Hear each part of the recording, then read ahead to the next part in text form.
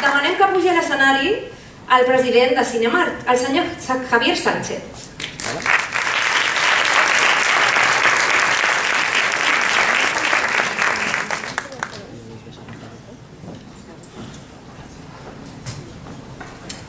Muy buenas tardes, buena tarde, buena nit, buenas noches, autoridades, ganadores, invitados.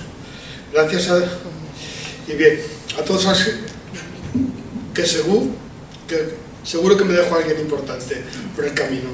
Esta ha sido una semana fantástica para el cine, sobre todo porque no nos ha faltado lo más importante, buen cine y buen público.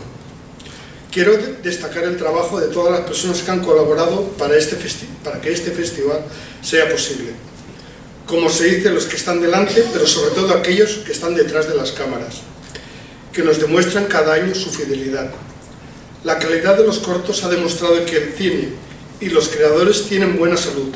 Todos los cortos, incluso los no seleccionados, merecían un premio. Prueba de ello es el currículum mostrado en cada corto. Agradecer al Ayuntamiento su apoyo y colaboración, al Hotel Sumus Estela, que ha acogido a los ganadores con mucha ilusión y profesionalidad, a las entidades que han colaborado y a todos los que os dedicáis a hacer cine corto, largo y de todo tipo. Felicidades a todos por vuestro trabajo.